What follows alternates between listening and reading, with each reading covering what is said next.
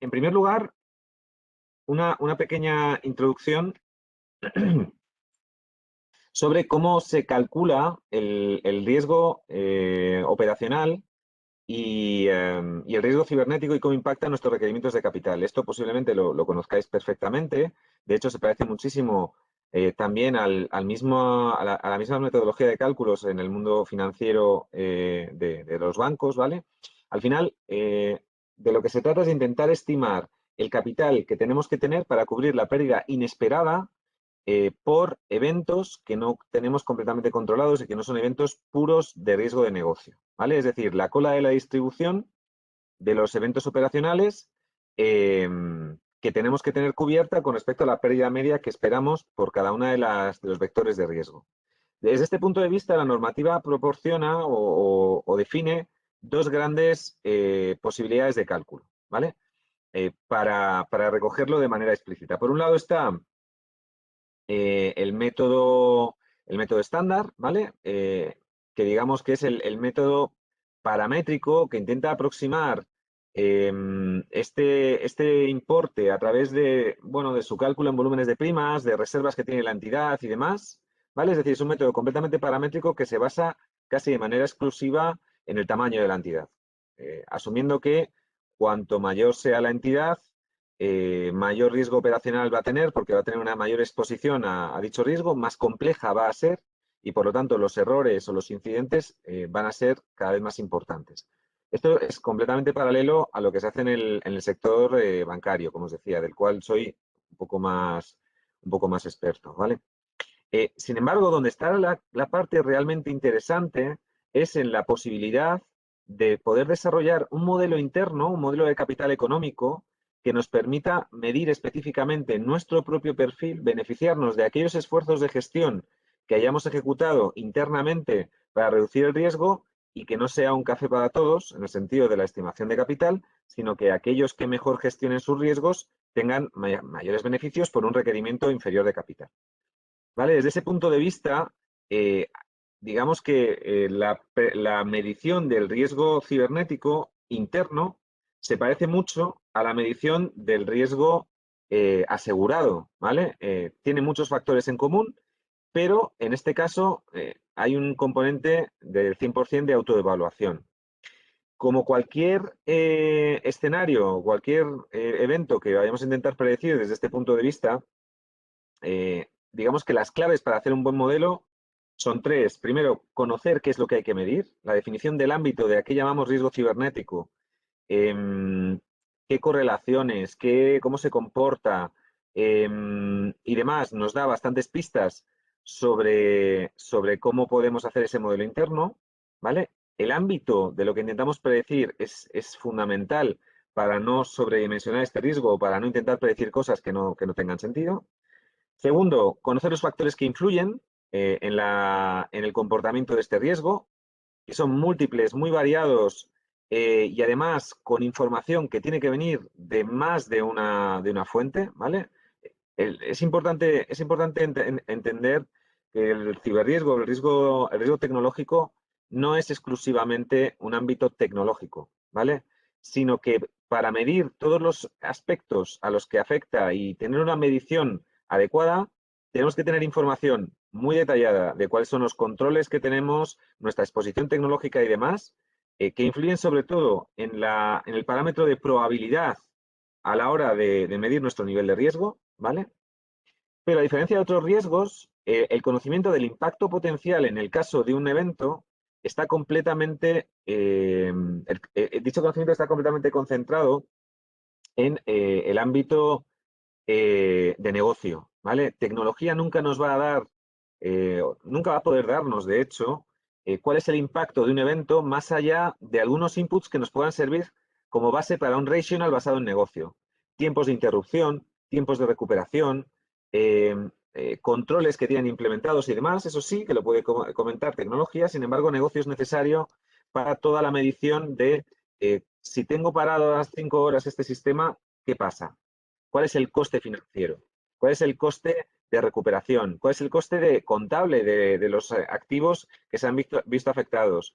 ¿He tenido algún tipo de pérdida de ventaja competitiva porque se ha publicado información confidencial. Este tipo de valoraciones solo las puede hacer negocio, con lo cual es un riesgo complejo de medir, a pesar de que a la hora de intentar modelizarlo, tenemos parámetros que son bien conocidos, ¿no? O tenemos un modelo que es el tercer gran bloque, el tercer gran pilar sobre el que se tiene que apoyar esta modelización. Tenemos técnicas y metodologías de medición que aplican muy bien en el mundo tecnológico, ¿vale? Aquí, como os decía, el uso de distribuciones distintas o de métodos distintos para medir el impacto y la probabilidad, que luego esto venga multiplicado, la agregación a través de esas distribuciones por las diferentes fuentes, raíces y demás, siguen aplicando exactamente.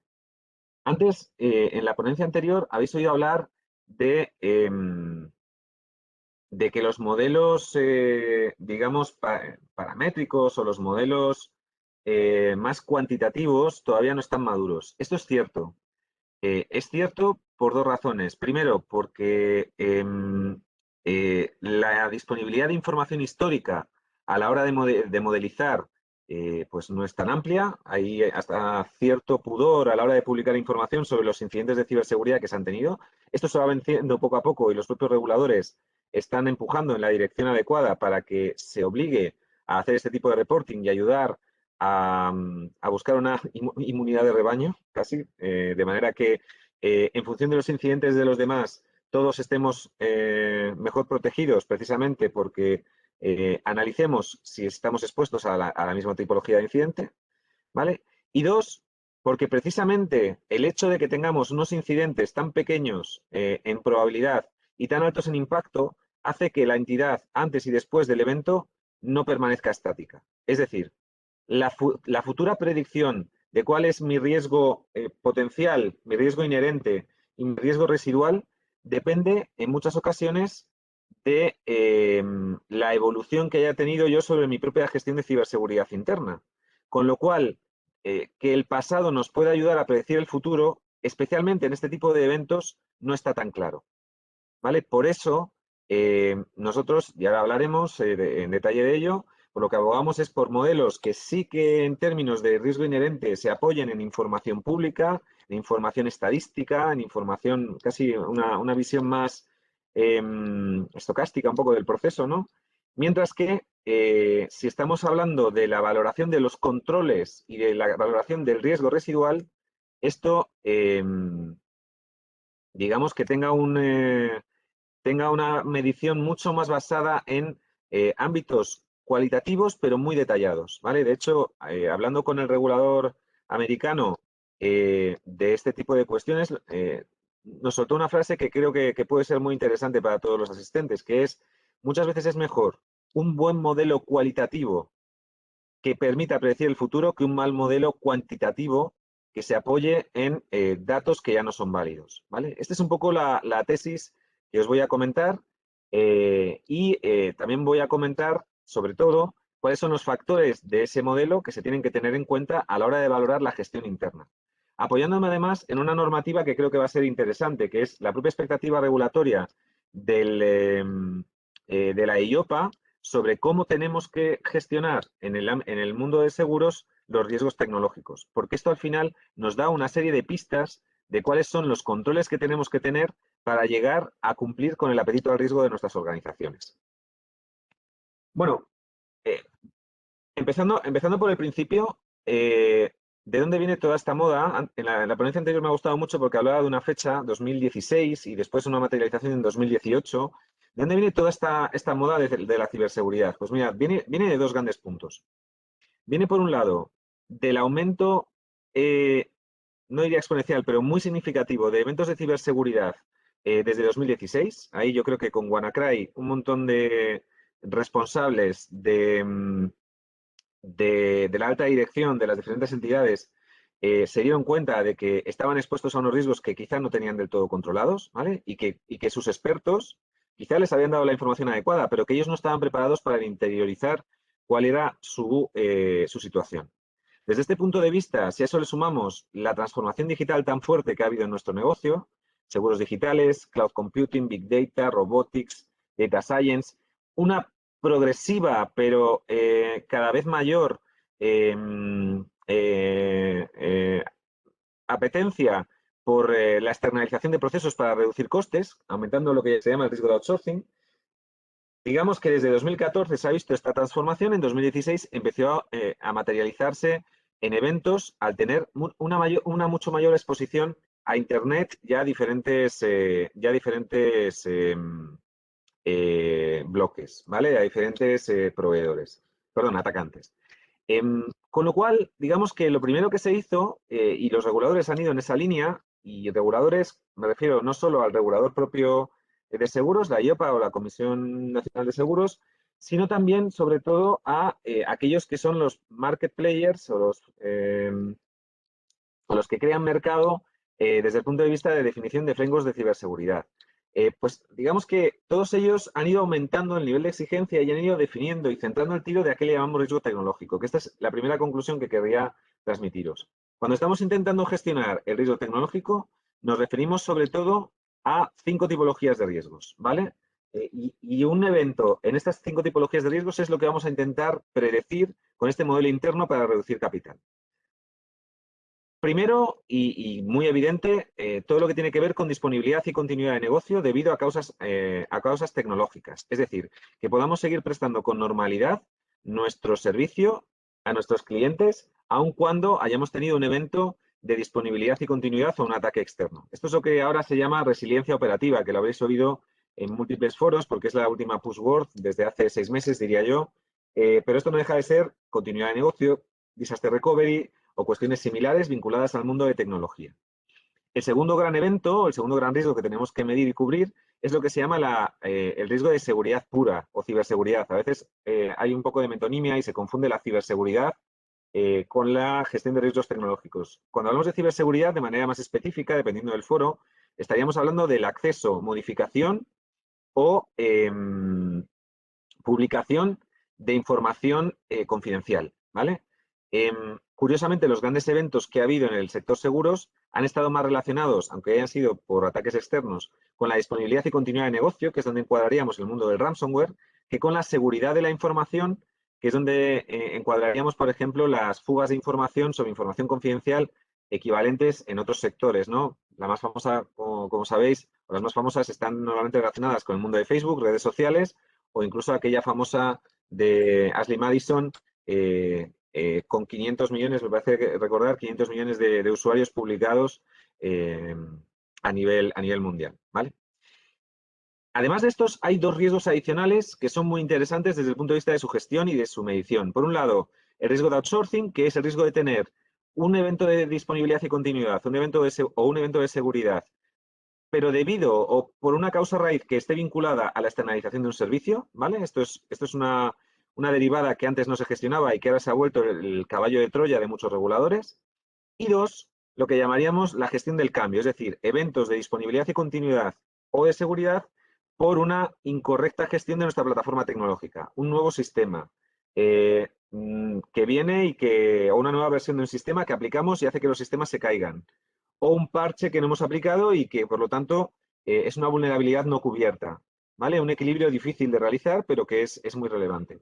Por último, a pesar de que está incluido en muchas normativas, tenemos el riesgo de integridad de la información, es decir, la posibilidad de tener errores en nuestros modelos o nuestros procesos de decisión por disponer de información poco actualizada, poco coherente o poco fiable, en definitiva, ¿no? Todo esto es lo que normalmente está debajo del ámbito del CDO y que, bueno, pues que al final no suele estar vinculado directamente con el mundo que se suele llamar de gestión de riesgo tecnológico o de ciberriesgo, ¿vale? Normalmente me voy a centrar, en la próxima exposición me voy a centrar en estos 4, pero es importante el otro no perderlo de vista porque digamos que tiene componentes comunes y algunas veces tendrá que ser valorado utilizando la misma tipología de modelos, con lo cual muchas de las cosas que os voy a comentar serían también de aplicación en ese riesgo. ¿Cómo de importante es este riesgo? Pues prácticamente los 5 principales riesgos de las organizaciones están vinculados de una manera u otra con la gestión del riesgo tecnológico, ¿vale? Aquí tenemos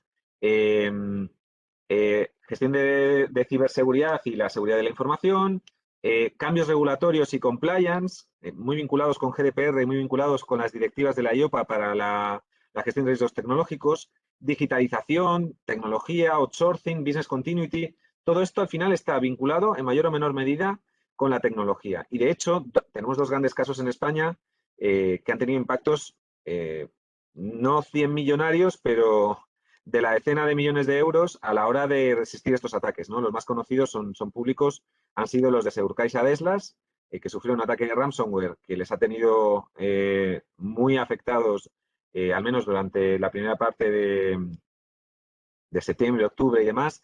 Incluso la recuperación de todos sus servicios pues, ha llevado a un esfuerzo muy grande a esta entidad. Y bueno, el ciberataque de Mapfre, del que también se han ido recuperando y que han ido protegiendo.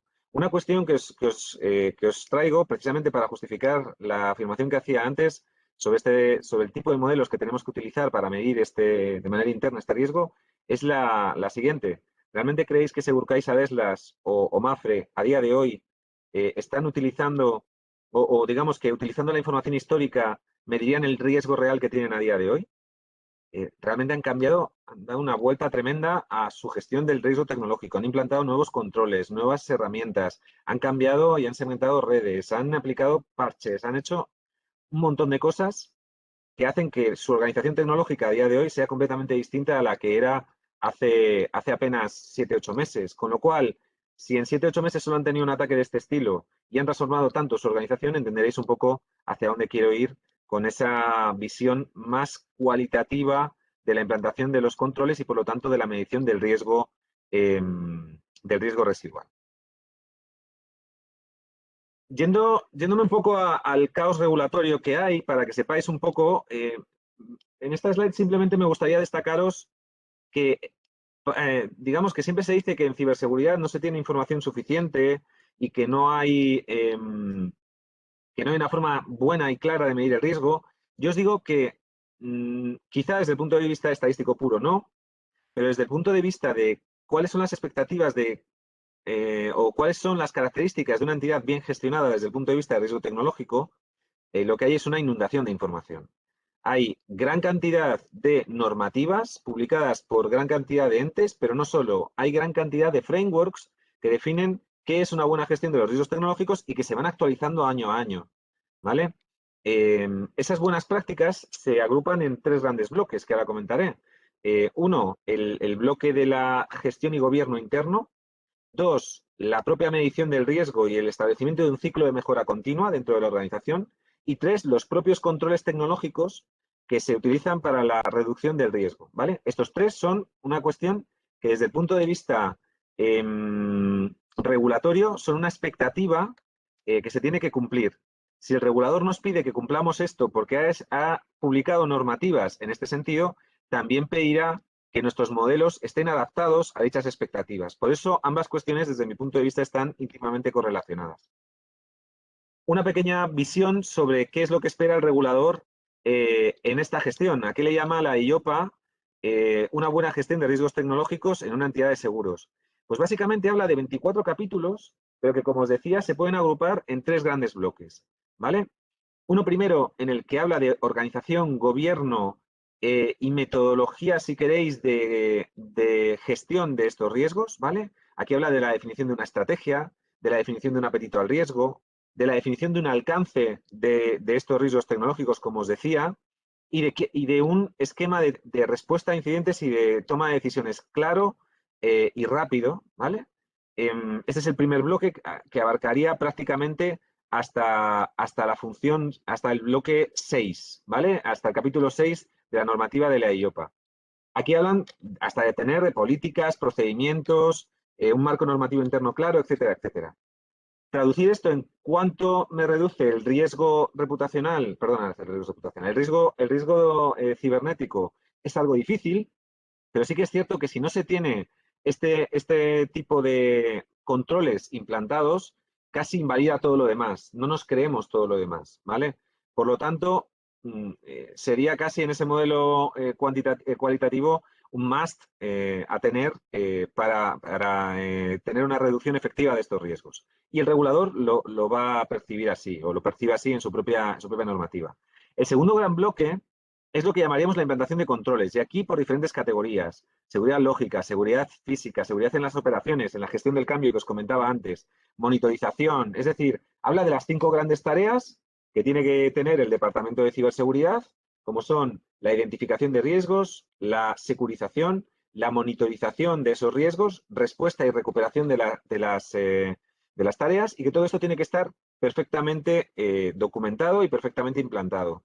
Y luego, evidentemente, todas las medidas de seguridad esperables en una entidad que maneja información confidencial de sus clientes. Imaginaos si esto tiene relevancia, si encima estamos manejando datos, como en muchas ocasiones pasa, de salud de nuestros clientes o de cualquier otra cuestión que nos permita hacer un modelo de aseguramiento, ¿no?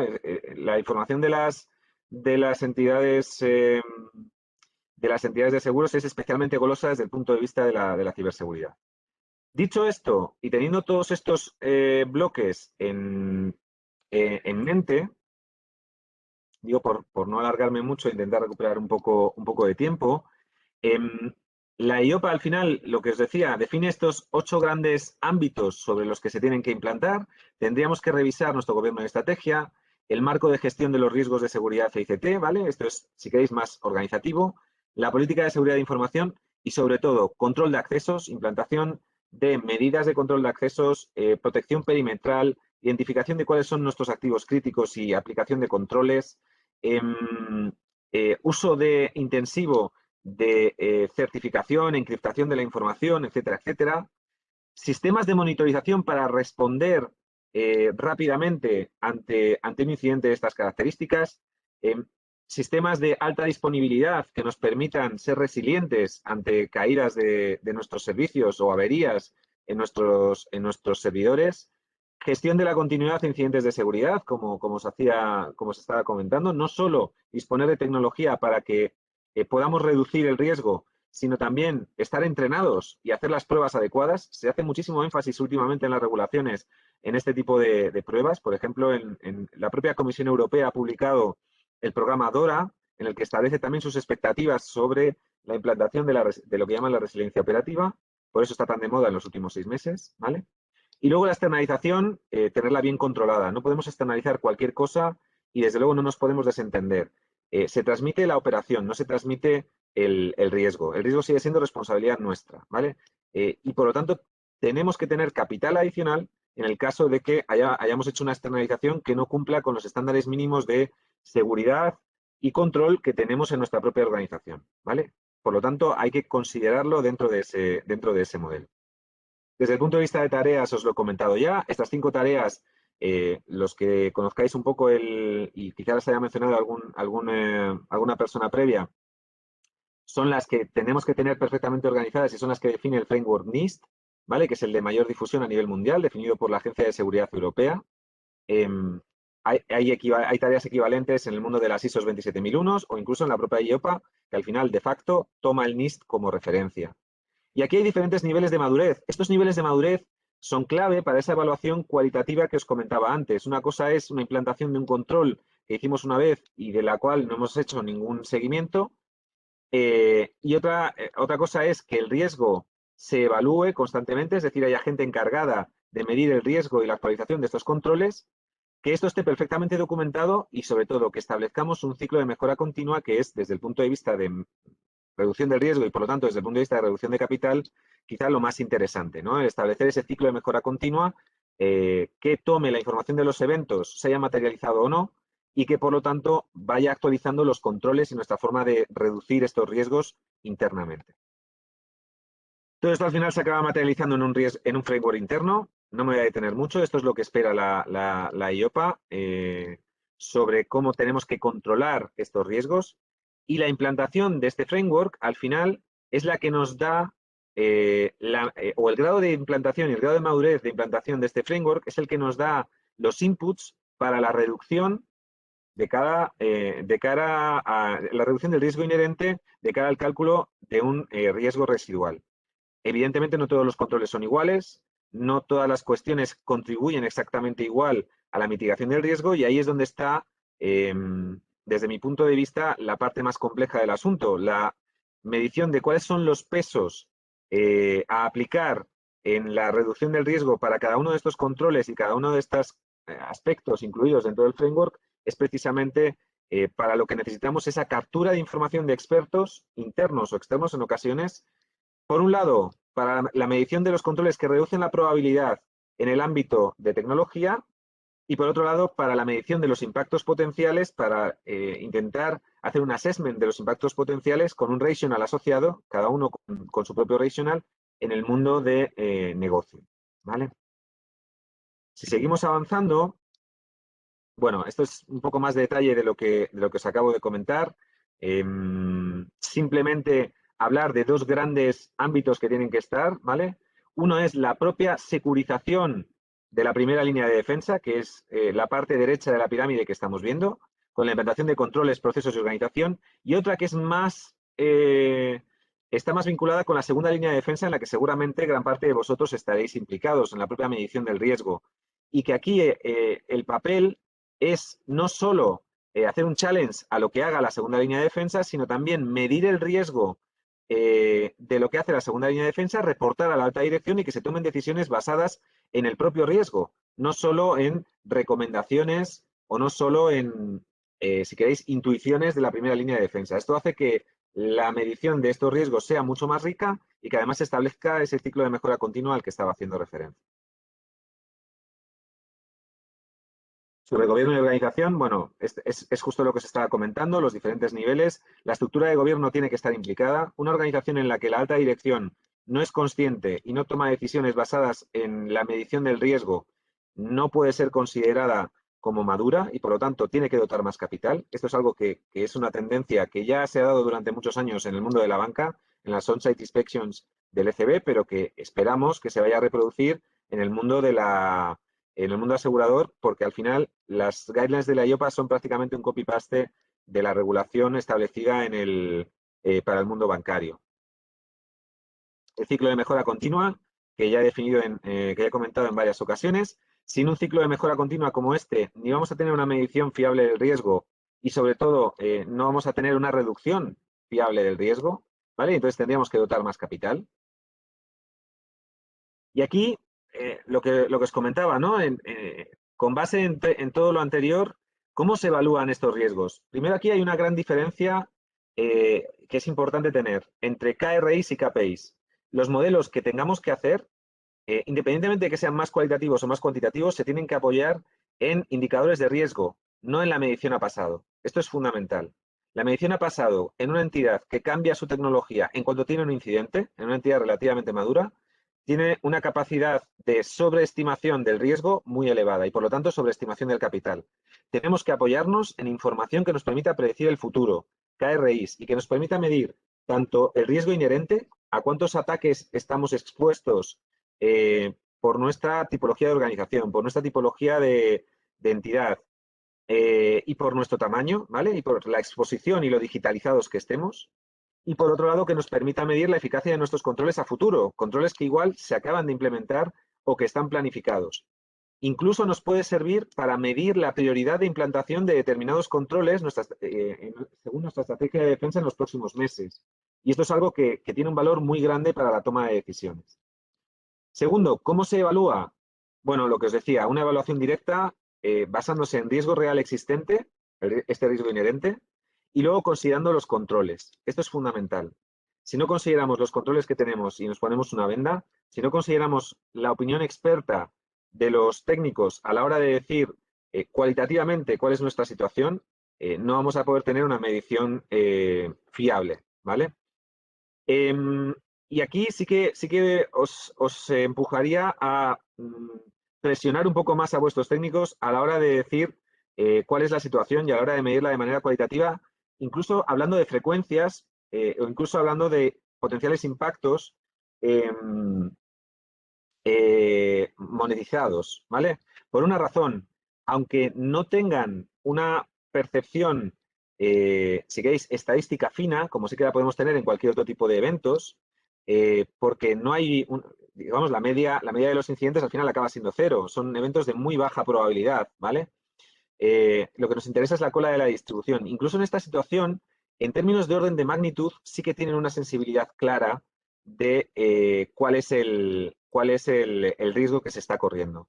Y Jorge, cómo competimos con esos factores. tendríamos que ir acabando. A partir de ahí, ¿cómo cuantifico con ese input? Mediante la agregación de las diferentes amenazas por la asociación de una distribución con esos parámetros que os he comentado a cada una de las amenazas y luego una agregación mediante una simulación de Monte Carlo. Es decir, lanzar el dado con cada una de las tipologías de amenazas que puedo tener con sus KRIs y sus probabilidades dadas y una agregación integral. Aquí sí que os recomiendo, si tenéis oportunidad, que estudiéis y que veáis la metodología FAIR, ¿vale? Que es una metodología pública publicada por un instituto americano y que os da muchas pistas sobre cómo medir este riesgo, ¿vale? Y luego, bueno, como os decía, frecuencia y severidad a la hora de medición, ¿vale?